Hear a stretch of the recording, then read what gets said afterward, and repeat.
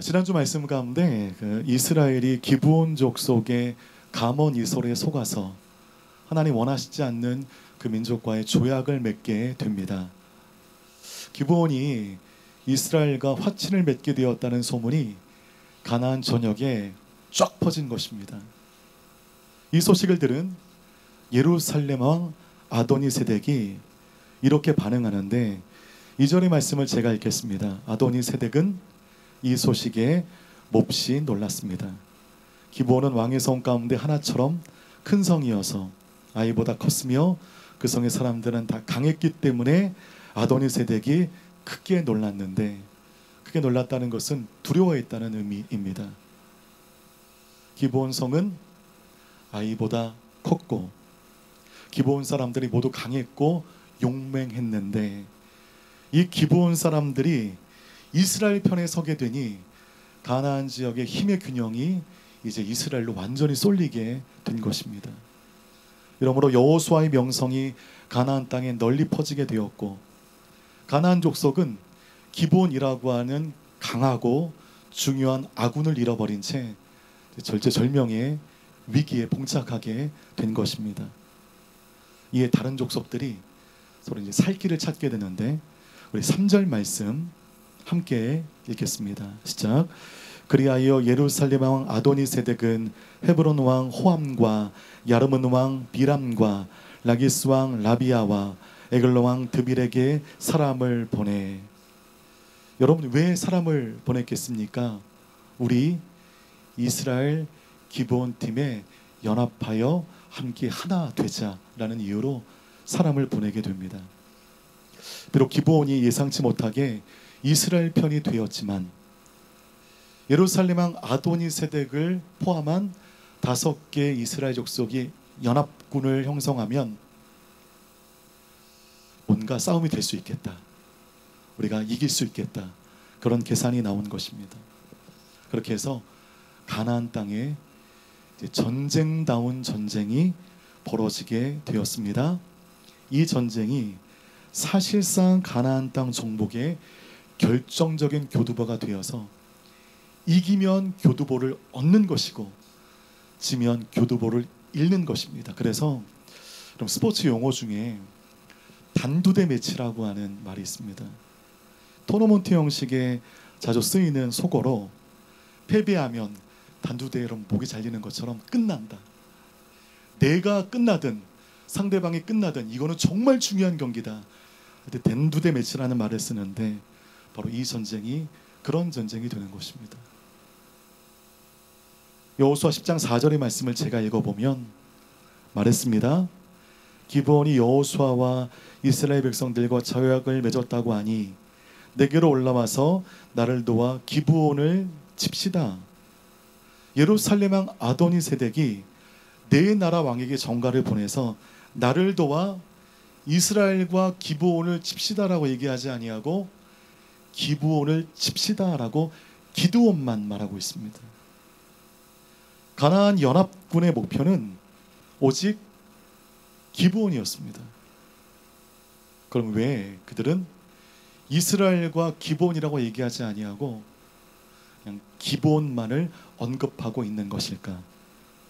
또다시 이스라엘을 찾아가 화친을 맺는 변절자가 없도록 우리 가나안 족속을 변절하면 어떤 일을 겪게 되는지를 똑똑히 보여주겠다, 그런 의미에서 기브온만 일컫고 있는 것입니다. 예전에 여러분 그 유명한 영화의 한 구절 있잖아요. 한 놈만 패겠다, 기브온만 끝장내겠다, 번절자의 그 말로가 어떻게 되는지를 보여주겠다. 기브온은 치는 일에 5개 민족이 의기투합한 것입니다. 그리고 기브온의 입장에서는 이게 얼마나 두렵겠습니까? 그래서 6절 말씀 우리 함께 읽겠습니다. 시작. 기브온 사람들은 길갈 진영에 있는 여호수아에게 사람을 보내 말하기를 주의 종도를 그냥 버려두지 마시고 급히 우리에게 올라와 구원하고 도와주십시오. 산지에 거하는 아모리 사람의 모든 왕들이 우리를 치기 위해 모여 있습니다. 그럼 그 말 하나하나에 구구절절 너무 무서운 겁니다. 두려운 겁니다. 어서 와서 우리를 버려두지 마시고 우리를 구원해 주십시오. 도와주십시오. 이스라엘에게 급박히 도움을 청합니다. 근데 여러분, 원래는 이스라엘이 왜 기브온을 도와주나요? 도와줄 일이 없거든요. 그런데 하나님께 묻지 않고 성급하게 맺은 언약 때문에 지금 기브온을 도와줘야 될 기묘한 구도가 된 것입니다. 이 기묘한 구도 속에 기브온의 급박한 서신을 받은 이스라엘과 여호수아에게 하나님이 이렇게 말씀하시는데 8절 말씀 보니까 그들을 두려워하지 마라. 내가 그들을 내 손에 넘겨주었으니 그들 가운데 한 사람도 너를 당해낼 자가 없을 것이다. 전쟁 끝입니다. 할 필요가 없어요. 하나님이 끝났다. 내가 너희를 도와주겠다라고 말씀하셨죠. 하나님께 묻지 않고 감정에 따라 임의대로 결정에 맺은 조약이었지만 하나님은 이스라엘 편에서 그들을 도와주신다는 것입니다. 두려워하지 말라 말씀하셨고 승리를 약속해 주셨습니다. 저는 이것이 몇 수 앞을 보는 하나님의 계획이라고 믿습니다. 이스라엘은 가나안에 들어가면서 하나님이 주신 명령에 따라 가나안 족속 중에 7족속을 싸워 승리해야 했습니다. 그런데 이 기브온의 행동으로 인해서 5족속이 뭉치게 된 겁니다. 언제 여러분 여기 가서 한 족속 싸워 이기고 저기 가서 한 족속 싸워 이기겠습니까? 하나님께서 힘들지 말라고 이 5족속을 한나란시에 싸울 수 있게 했으니 한 번의 전쟁으로 3분의 2 족속을 멸절할 수 있게 된 것입니다. 가나안 5왕의 연합은 이스라엘과 여호수아 편에서는 위협인 것처럼 보였지만 위협이 아니라 기회가 되었다는 것입니다.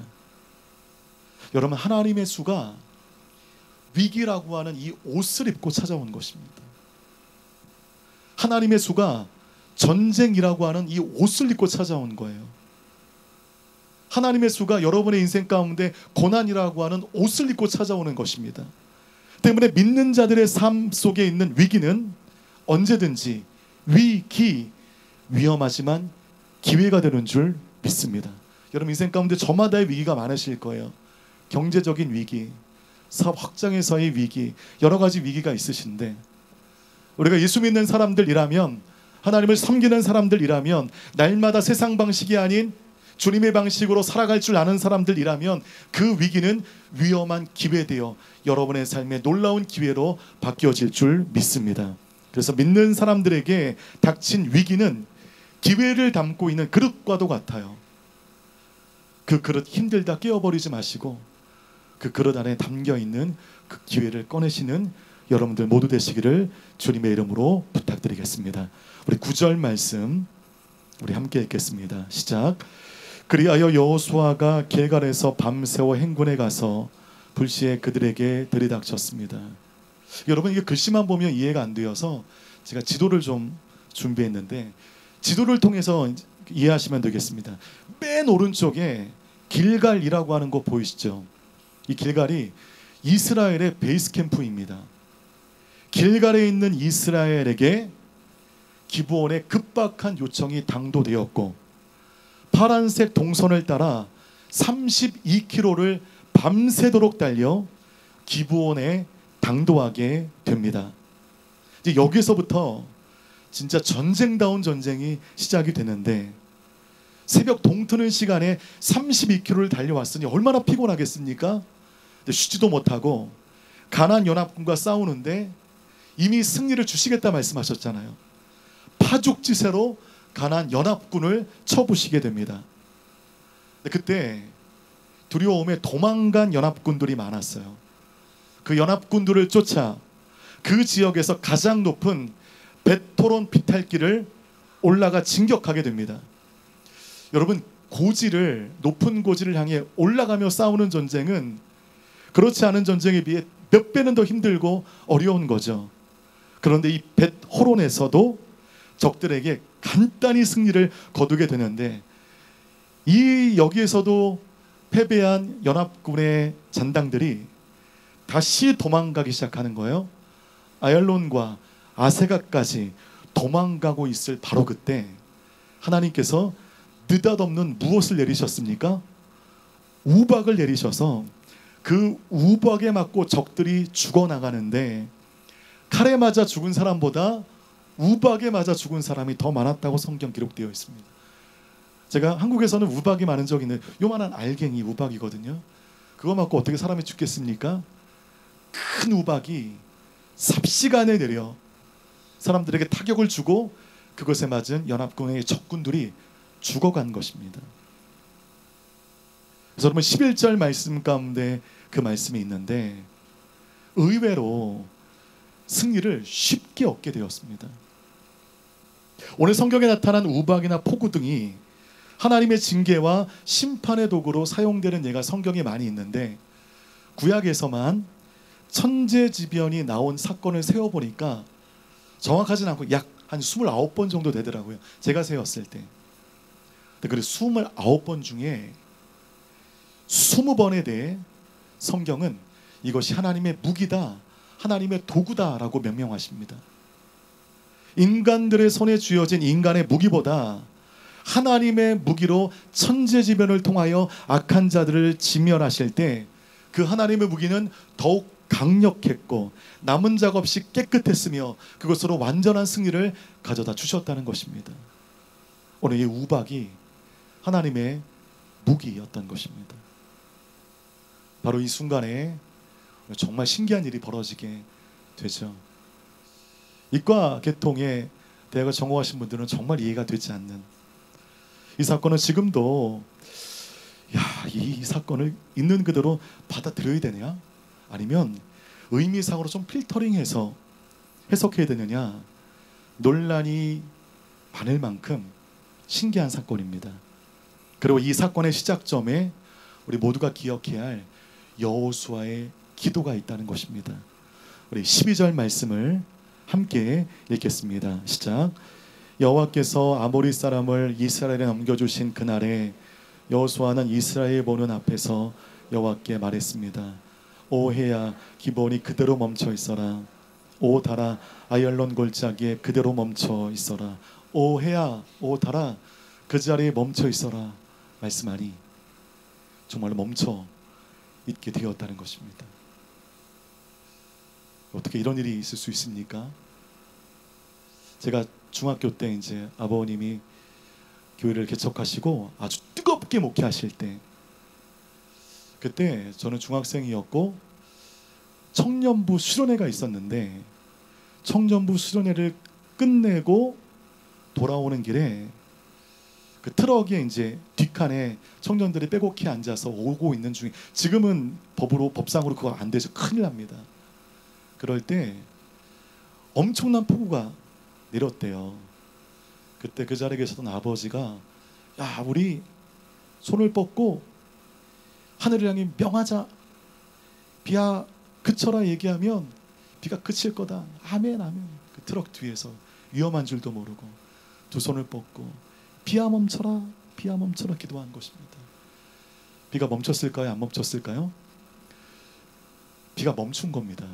그러니까 이게 너무 신기하고 너무 충격적이고 너무 놀라우니까 그분들이 도착했는데도 집에 갈 줄도 모르고 거기서 또다시 수련회가 시작이 된 것입니다.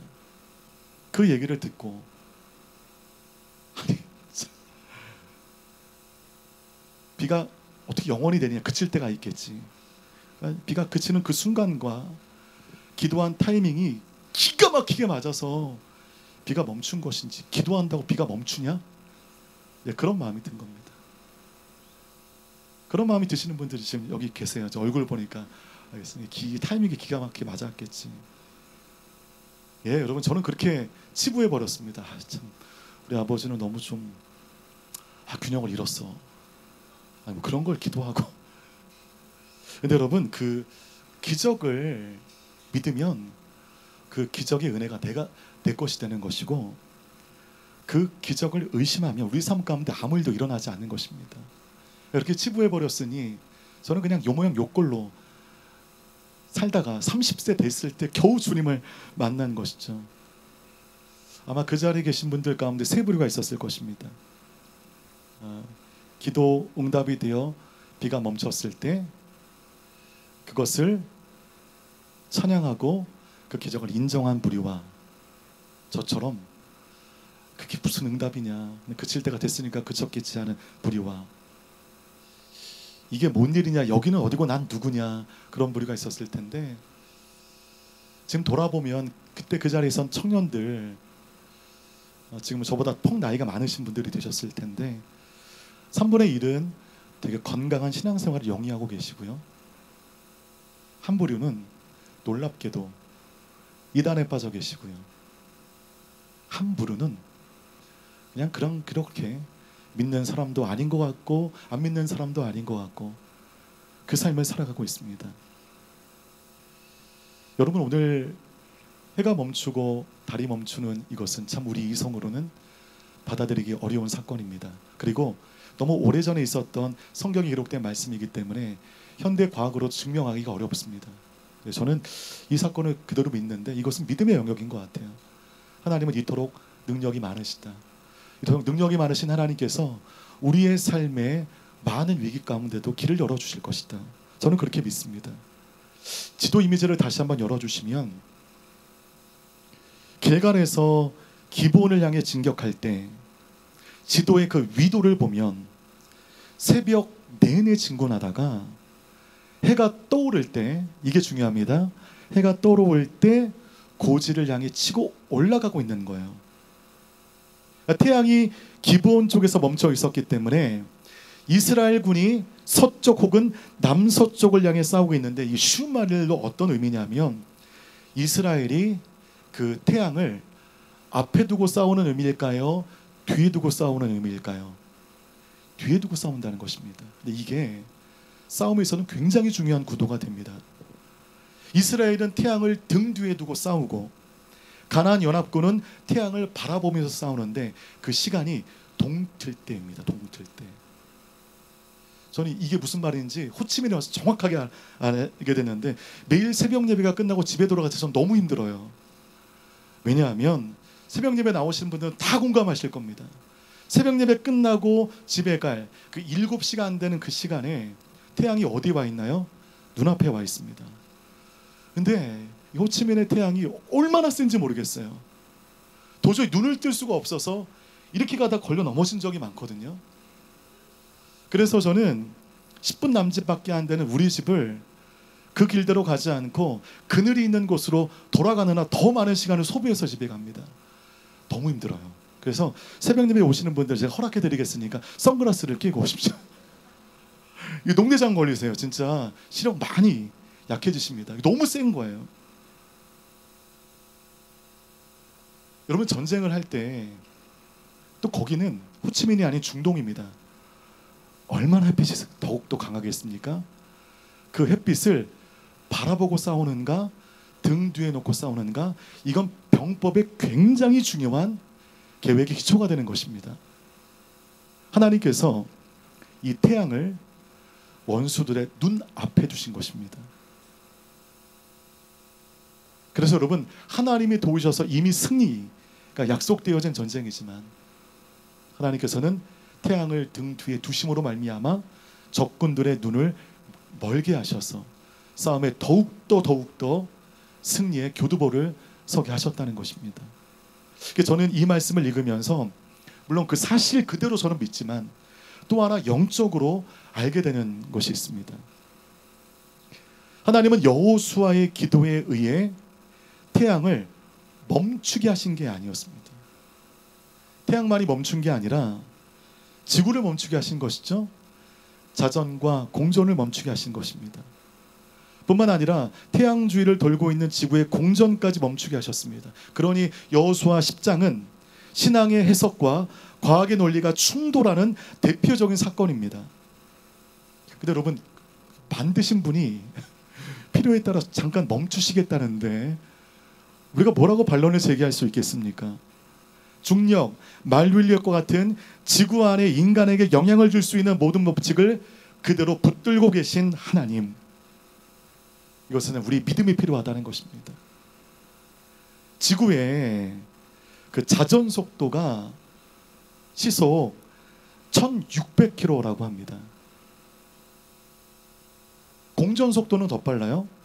초당 39.8km. 눈 깜짝하면 30km를 가는 것입니다. 그러니까 아무도 안 놀래요. 그러니까 저만 신나고 저만 재밌어요. 1600km가 뭔지 뭐 30km가 뭔지 아무 상관없는 그냥 뭐 어떻게 해야 여러분들을 깜짝 놀라게 해드릴까? 도대체 그러니까 어마어마한 속도, 체감이 되지 않아서 놀라지도 않는 어마어마한 속도와 어마어마한 에너지인데, 태양을 기본 위에 멈춰서게 하기 위해서 지구의 자전, 지구의 공전, 달의 공전 등 그 모든 자연 법칙을 홀드업하고 계신 그 하나님의 엄청난 에너지, 하나님의 엄청난 열정. 저는 그 태양을 멈춰서게 했다는 것 그 자체를 저는 믿지만, 시편 84편의 말씀 보면 이런 구절이 있어요. 여호와 하나님은 무엇이요? 해요라고 되어 있습니다. 해. 성경에서는 하나님을 해라고 명명하고 있습니다. 여러분, 하나님께서 우리의 태양이신데 그 태양이 기브온 위에 서 있는 것입니다. 이스라엘 백성들이 그 태양을 등 뒤에 두고 싸우는 것입니다. 무슨 말일까요? 우리의 모든 것 대신 하나님을 등 뒤에 두고 하나님의 치열업고 하나님의 응원과 하나님의 도우심으로 베토론 비탈길을 힘차게 올라가고 있는 것입니다. 아, 믿음의 싸움이 이런 구도가 되어야겠구나. 감히 하나님을 앞에 보고 하나님보다 나의 힘과 나의 경험이 우선시된다고 싸우는 그런 인생이 되지 아니하고, 여러분 모두 우리 하나님을 나의 등 뒤에 세워 하나님의 인도하심과 하나님의 역사로 말미암아 이 땅 가운데 하나님의 용사로 승리하는 우리 모든 성도님들 다 되시기를 주님의 이름으로 축복합니다. 바로 이 놀라운 기적이 여호수아의 기도로 시작이 되었다는 것입니다. 이 기도에 대해 14절은 이렇게 말합니다. 우리 마지막 14절 말씀을 함께 읽겠습니다. 시작. 그렇게 여호와께서 사람의 말을 들어주신 날은 전무후무했습니다. 여호와께서 이스라엘 편에서 싸우셨기 때문입니다. 이렇게 이제 태양이 멈추고 달이 멈추는 일은 이제 앞으로 있지 않는다는 것입니다. 그 다음 구절이 중요한데, 여호와께서 이스라엘 편에서 싸우셨기 때문이다. 여러분, 우리 앞에는 가나안 연합군이라고 하는 만만치 않은 세상이 있고, 공산주의권 사회주의라고 하는 제도와 이념이 우리 앞에 있습니다. 정말 만만치 않은, 보이지 않는 위협입니다. 그 세상을 향해 베토론 비탈길의 그 높은 산을 우리가 올라갈 때가 있다는 것입니다.